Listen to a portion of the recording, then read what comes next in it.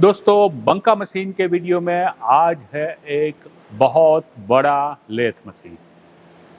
हम बंका में जितने भी लेथ मशीन बनाते हैं उसमें ये सबसे बड़ा लेथ मशीन है। और इस लेथ मशीन का स्पेसिफिकेशन यानी साइज, क्या साइज है ये मैं समझाऊंगा आपको सबसे पहले, लेकिन उनके बाद मैं इस मशीन के कुछ फीचर्स समझाऊंगा। फीचर्स इसलिए समझाने पड़ते हैं कि दूसरे मैन्युफैक्चर या दूसरी ब्रांड से ये मशीन किस तरह से अलग है। और तीसरी बात बताने वाला हूँ कि मशीन के सारे ऑपरेटिंग फंक्शंस कैसे काम करते हैं। तो वीडियो थोड़ा लंबा है, लेकिन जुड़े रहे इस वीडियो में अंत तक।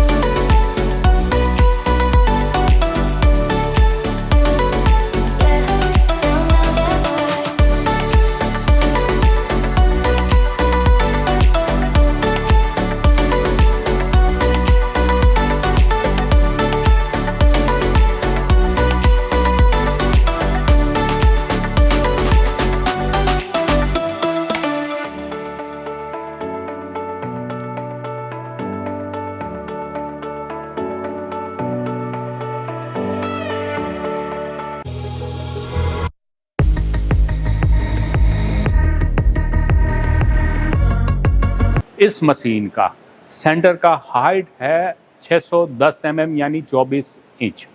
24 इंच बड़ा सेंटर का हाइट है, तो इसके ऊपर इससे डबल यानी 48 इंच का जॉब लग सकता है। ये तो बात हुई जॉब के डायामीटर की, लेकिन अगर आप लंबाई में मुझे पूछेंगे तो ये है 2200 mm। तो लंबा जॉब काम कर सकते हैं आप 2000 यानी 2 मीटर से भी लंबा जॉब। और एक बात है, इस मशीन की जो बेड है ये पूरी बेड प्लानो टाइप बेड है, तो इसमें लेग नहीं है, पूरी हैवी ड्यूटी बेड है। और बेड की वाइडनेस जो है वो भी है 24 इंच 2200 mm। इतना लंबा जॉब तो आप कर सकते हैं इस मशीन में, क्योंकि ग्राहक की रिक्वायरमेंट यही थी। लेकिन अगर ग्राहक इससे भी लंबा जॉब बनाना चाहे तो बेड की लंबाई बढ़ सकती है, क्योंकि ये हेड स्टॉक इतना कैपेबल है कि इसमें बड़े से बड़ा काम आसानी से हो सकता है। और सबसे बड़ी बात, स्पिंडल का बोर इसमें 6 इंच का ऑलरेडी दिया गया है। स्पिंडल का बोर 6 इंच का है ये तो ठीक है, लेकिन बड़े मशीन में हमें काम रहता है बड़े जॉब का, तो यही सोचकर इसमें कम से कम आरपीएम जो है वो 7 दिए गए। तो 7 आरपीएम, 1 मिनट में सिर्फ 7 आरपीएम घूम सके, ऐसा ये हेड स्टॉक का डिज़ाइन है। इसलिए ये हेड स्टॉक बड़ा जॉब बनाने के लिए सूटेबल है।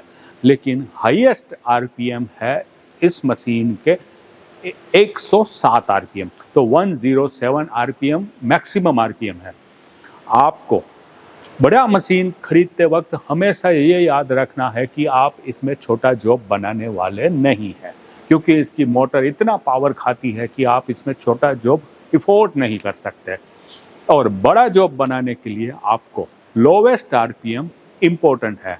तो कभी भी बड़ा मशीन खरीदते वक्त आप लोवेस्ट आरपीएम हेड स्टॉक के कम से कम आरपीएम पूछे बगैर ये बड़ा मशीन खरीदना नहीं चाहिए। अब इस मशीन में 2 स्लाइडें हैं, एक है टॉप स्लाइड, एक है क्रॉस स्लाइड। तो क्रॉस स्लाइड जो है वो चलती है, उसका ट्रैवल है 500 mm। और ये जो टॉप स्लाइड है ये 1 फुट से भी ज़्यादा यानी 330 mm तक चल जाती है। लेकिन जो टेल स्टॉक है उसका जो क्विल है ये बड़ा होना जरूरी है। टेल स्टॉक का क्विल 100 mm बड़ा है और टेल स्टॉक का क्विल अगर ट्रैवल करना मैं आपको बताऊं तो ये 220 mm ट्रैवल करता है। बड़ा टेल स्टॉक का क्विल होना इसलिए भी ज़रूरी है कि इस मशीन में हैवी ड्यूटी जॉब लगते हैं और लगभग आप 5 टन का जॉब इसके ऊपर लगाकर रिवॉल्व कर सकते हैं या घुमा सकते हैं। 5 टन का वजन को कैरी कर सके ऐसा स्पिंडल और ऐसा टेल स्टॉक हमने दिया है। अब बात करते हैं यहाँ के कंट्रोल पैनल की। मशीन को चलाने के लिए ऑपरेटर कंट्रोल पैनल को अपने नज़दीक ला सकता है। इसमें कूलेंट की व्यवस्था है, शुरू करने के लिए रिवर्स फॉरवर्ड के लिए स्विच दी गई है, इमरजेंसी स्टॉप है और लैंप के लिए भी एक स्विच दी गई है। लेकिन ये मशीन सिर्फ यहीं से स्टार्ट हो तो ऑपरेटर को दिक्कत आ सकती है। इस वजह से ये मशीन यहाँ से भी स्टार्ट और स्टॉप हो सकता है। इसके अलावा इस मशीन का ये एप्रन, ये स्लाइड आप आसानी से घुमा सके ऐसी व्यवस्था की गई है। कहने का मतलब है मोटराइज्ड एप्रन दिया गया है। ऑपरेटर को अगर कहीं पर आगे ले जाना है मशीन या पीछे ले जाना है तो बस एक बटन दबाकर वो ये काम कर सकता है। कहीं भी रोकने के बाद अगर उसे थोड़ा बहुत चलाना है तो वो हाथ से भी मूवमेंट कर सकता है और इस तरह से मशीन ऑपरेट करना ऑपरेटर के लिए आसान होगा। पूरे दिन काम करते वक्त उसे थकान नहीं लगेगी। अगर थकान नहीं लगेगा तो वो आपको ज़्यादा प्रोडक्शन करके दे सकता है। इसके अलावा एक और ख़ास बात है इस मशीन में, वो है गियर बॉक्स। मशीन के अंदर आपको अलग अलग थ्रेड चाहिए, अलग अलग फीड भी चाहिए। इसके लिए यहाँ पर एक गियर बॉक्स दिया गया है और गियर बॉक्स में जो लगा हुआ ये स्क्रू है, ये 2 TPI का स्क्रू है। तो ये इंच का स्क्रू दिया गया है, लेकिन ये कस्टमर की रिक्वायरमेंट के ऊपर होता है। अगर कस्टमर MM का स्क्रू मांगता है तो ये भी हम प्रोवाइड कर सकते हैं। कई लोग दोनों स्क्रू मांगते हैं, MM और इंच के, तो हम 2 स्क्रू, एक एक्स्ट्रा स्क्रू जो आप रिप्लेस कर सकते हैं वैसे भी दे सकते हैं। अब इस मशीन में इलेक्ट्रिकल मोटर कैसे लगाई गई है और मोटर जो है उसको वी बेल्ट के जरिए कैसे ड्राइव दी गई है, तो पुलिया कैसे है और जो वी बेल्ट है इसमें 3 लगाए गए हैं और तीनों वी बेल्ट बी ग्रूव के दिए गए हैं। तो इसे आप देख सकते हैं।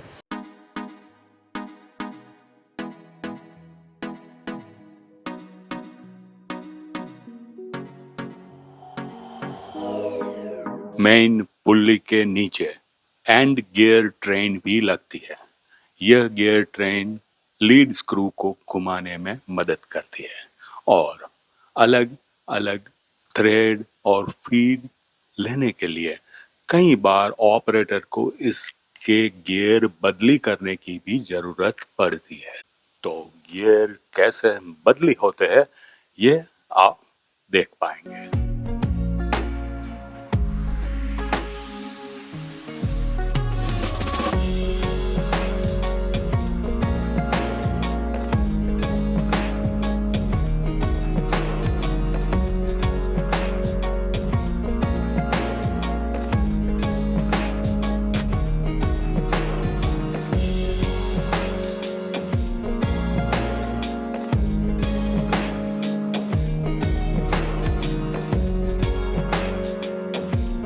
इसके अलावा जो साइड कवर है, जो गियर ट्रेन होती है उसके ऊपर एक कवर लगाया गया है और ये साइड कवर को उठाकर बाहर निकालने में और फिर से मशीन के ऊपर लगाने में आपको 2 आदमी की ज़रूरत पड़ेगी।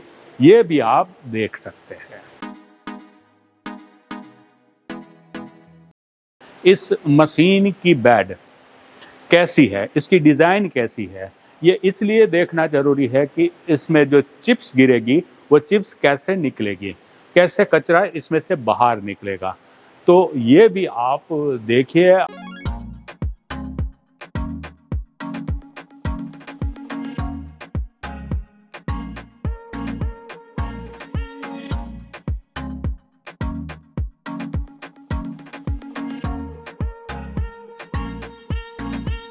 मशीन के ऊपर 2 स्पीड चेंज करने के लिए लीवर है। इसमें 9 प्रकार की स्पीड है। स्पीड का चार्ट यहाँ दिया हुआ है।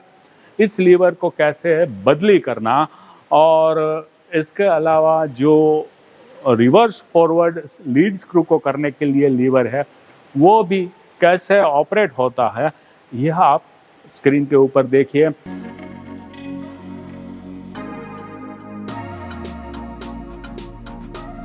पैनल बोर्ड के ऊपर एक बटन दिया गया है जिसे हम ईचिंग का बटन कहते हैं। इससे स्पिंडल शुरू होकर रुक जाता है और लीवर बदली करते वक्त यह ईचिंग बटन बहुत काम आता है।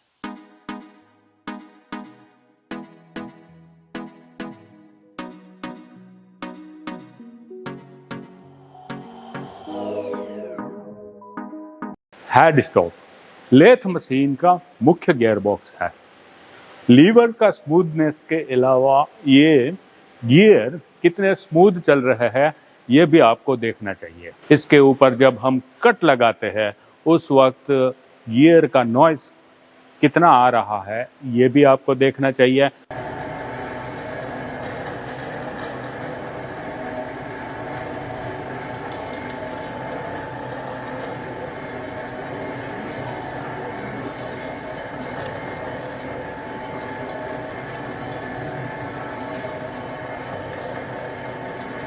और बात करते हैं फीड गियर बॉक्स के लीवर की।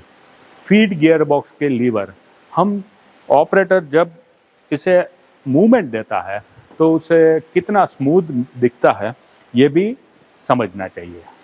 जब हमें कटाई करनी होती है इस सिरे से इस सिरे तक एक बड़े जॉब के ऊपर, तब हमें ज़रूरत होती है कैरेज की।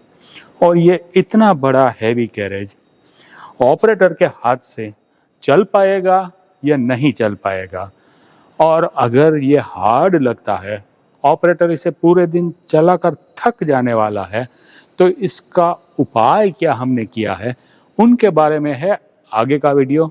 देखिए यहाँ पर हमने एप्रन के ऊपर एक पैनल बोर्ड लगा दिया और इस वाले स्विच से आप चक को चालू बंद कर सकते हैं। अभी चक यहाँ फॉरवर्ड में चल रहा है और अब यहाँ से ये रिवर्स की ओर भी चल रहा है। लेकिन मैं आपको बताऊं कि ये वाली एक छोटी डीसी मोटर कैपेबल है इस कैरेज को इस सिरे से इस सिरे तक चलाने के लिए। अब ये एकदम साइलेंट मोटर यहाँ से वहाँ तक कैरेज को ले जाती है और आप रिटर्न करना चाहे तब भी ये चल सकती है। लेकिन एक खास बात मैं आपको बताऊं, अभी ये मोटर चल रही है लेकिन अगर मैं स्पिंडल को शुरू करूं तो ये मोटर रुक जाती है।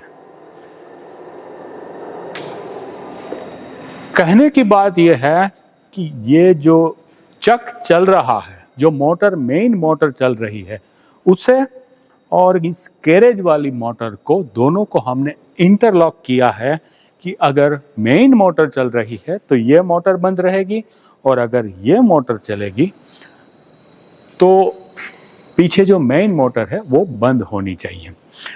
तो इस प्रकार से क्यों करना पड़ता है वो आप समझेंगे कि अगर एक बड़ा जॉब यहाँ आप जब टर्निंग कर रहे हैं तब ये स्टार वाले लीवर से आप एप्रन में ऑटो फीड लेंगे और जो ऑटो फीड आती है वो यहाँ से गियर बॉक्स में और इस गियर बॉक्स में से स्क्रू के जरिए एप्रन गियर बॉक्स में ऑटो फीड मिलती है। ऑटो फीड हमें चाहिए लगभग 40 प्रकार की ऑटो फीड, अलग अलग कम ज़्यादा ऐसी ऑटो फीड आपको मिलती है। तो इसकी ज़रूरत हमें होती है जॉब के ऊपर फाइन फिनिशिंग लेने के लिए।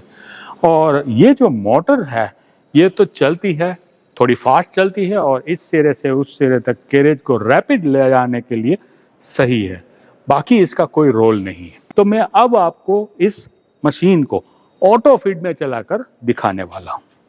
अब मशीन मैंने शुरू कर दिया है। मशीन जैसे ही मैंने शुरू कर दिया तो लीड स्क्रू भी यहाँ चल रहा है, लेकिन अब मुझे इस व्हील को ऑटो फीड के जरिए चलाना है।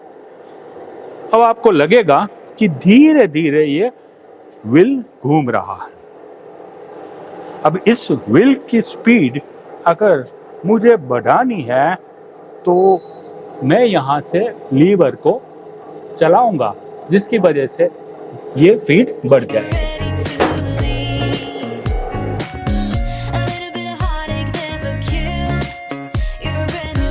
इतनी बड़ी क्रॉस लाइट को चलाने के लिए ऑपरेटर को थकान ना लगे, इसलिए मूवमेंट स्मूथ है या नहीं, यह मशीन खरीदने से पहले हमें चेक करना पड़ता है।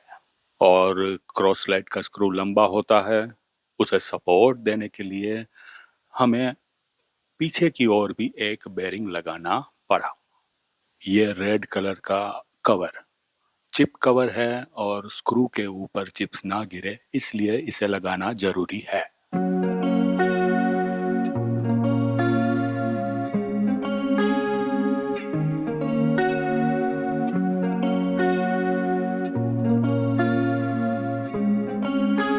इस हेड स्टॉक की साइज देखकर आपको पता चलेगा कि ये बहुत बड़ा हेड है, लेकिन क्या इसके अंदर ऑयल ज़्यादा भरना पड़ेगा?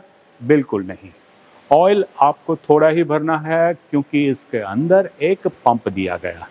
ये जो पंप है वो जो ऑयल है उसे उठा लेता है और गियर्स के ऊपर स्प्रे करता है, जिससे गियर लुब्रिकेट रहते हैं। एप्रन में और हेड स्टॉक में ऑयल लेवल दिए गए हैं और ऑपरेटर को ये ख्याल रखना है कि हमेशा ऑयल का लेवल चेक करते रहना है।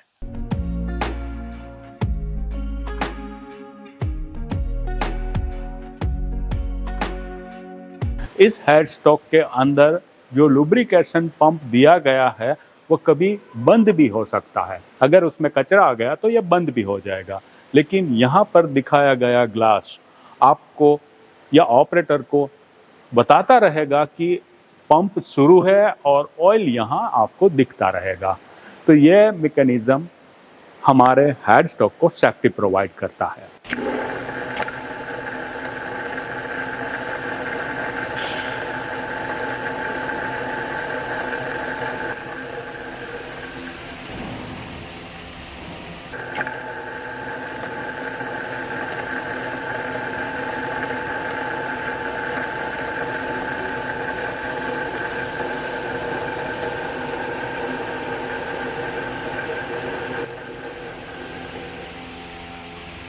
लेकिन इतना बड़ा हेड शुरू करने के लिए जो मोटर होती है वो भी बड़ी होती है, और ये जब झटके से एक साथ पूरा टॉर्क के साथ शुरू होती है तो अंदरूनी गियर, स्प्लाइन, स्पिंडल, बुश, चाबियां, इन सभी चीज़ों को नुकसान पहुंचाती है। ये ना हो सके इसलिए हमने इसके पैनल बोर्ड में एक सेफ्टी दी है। मोटर को पूरा पावर तुरंत नहीं मिलेगा, ये धीरे धीरे इसे पावर देगा और अगले 5 सेकंड के अंदर उसे पूरा पावर मिल जाएगा। तो जो हेड के अंदर बने हुए सारे पुर्जे हैं उसे थोड़ी सेफ्टी मिलेगी। हाँ, आपको कट लगाने में 5 सेकंड तक वेट करना पड़ेगा, तभी पूरा टॉर्क हेड के अंदर मिलेगा। मशीन लंबा होता है तो स्क्रू को सपोर्ट भी चाहिए। यह मशीन तो सिर्फ 12 फीट का है, लेकिन अगर आपका मशीन 16 फुट 20 फुट लंबा हो उस वक्त ऐसे 1-2 सपोर्ट देने पड़ते हैं, तभी लीड स्क्रू लॉन्ग लाइफ तक मुड़ता नहीं है। और जब मोटर चलती है तो उसे लीड स्क्रू को ताकत देनी पड़ती है, वो कम देनी पड़ती है, उससे हमारा पावर का बचाव होता है। अब बारी है टेल स्टॉक के स्पिंडल को ट्रैवल देने की। ज़्यादा से ज़्यादा ट्रैवल आप कितना कर सकते हैं ये भी आप देख सकते हैं, और व्हील का जो स्मूथनेस है यह भी देखकर हमें मशीन खरीद करना चाहिए।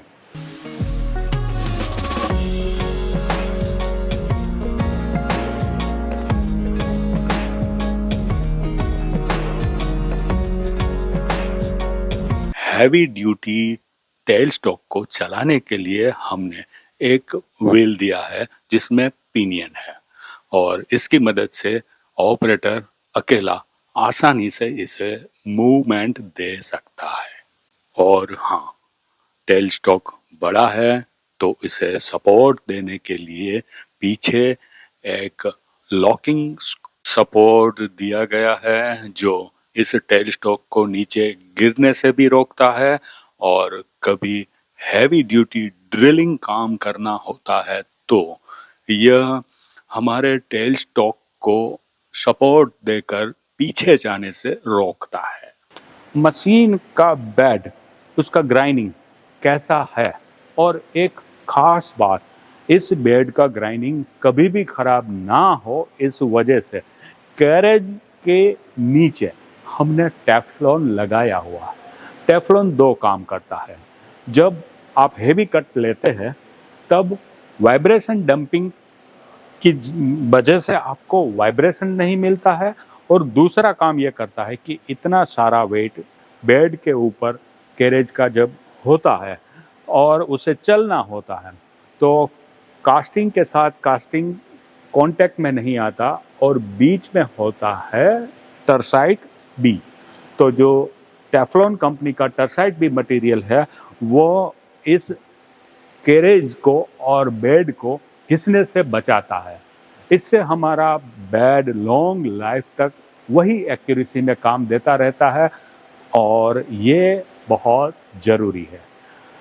अगर अंदर टेफ्लॉन दिया गया है तो टेफ्लॉन को प्रोटेक्ट करने के लिए हमें वाइपर्स भी बढ़िया देने पड़ेंगे, और यहाँ पर हमने कैसे वाइपर्स दिए हैं और उसका फिनिशिंग कैसा है ये भी आप स्क्रीन के ऊपर देख सकते हैं। Take my hand off the wheel. I'm like a deer in the headlights. Just can't believe what you think and feel. 'Cause I've been going backwards, drifting off with your words. Can't find a way to deal with this now. Don't you see you imply forever, but this is however. Not in line with your own vows.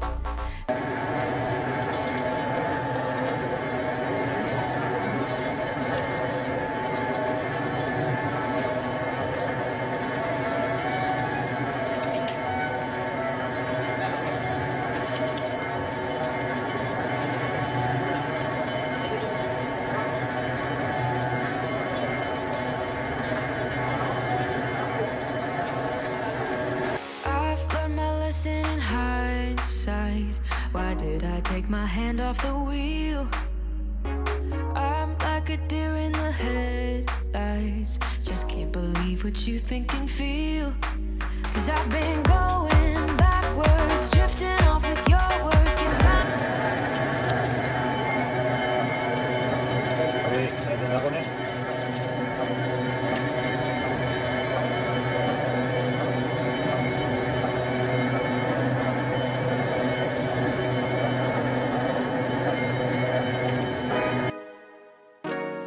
Lunes, Ricky Baker.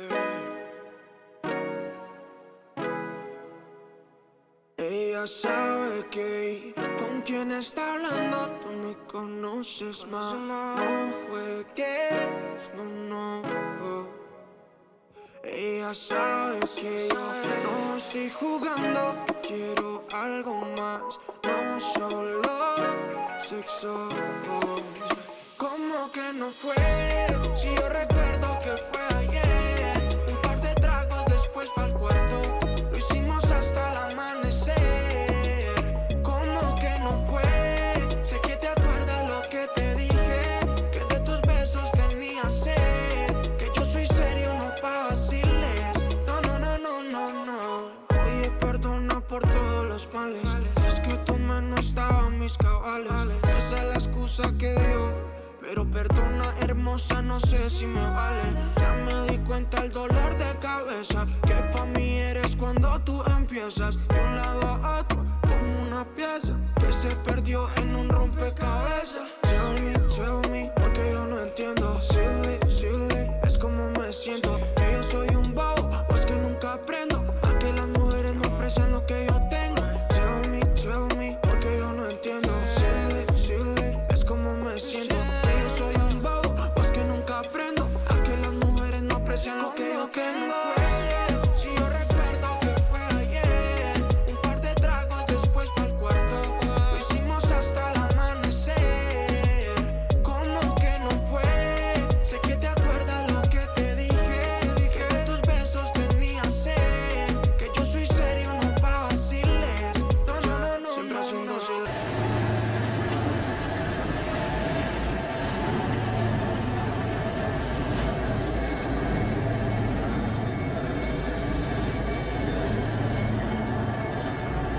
अब बात का अंत करते हुए मुझे आपको ये बताना है कि अगर आप ये मशीन खरीद करना चाहते हैं तो सेल्समैन का नंबर मैं स्क्रीन के ऊपर दिखा देता हूँ।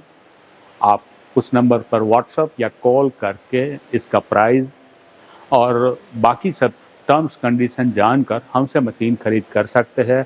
अगर आपके आस-पास में ऐसा मशीन चलता हुआ आप देखना चाहते हैं और उसके बाद खरीदारी करना चाहते हैं तो हमसे एड्रेस भी आप मांग सकते हैं। धन्यवाद, आप मेरे इस वीडियो में जुड़े रहे अंत तक।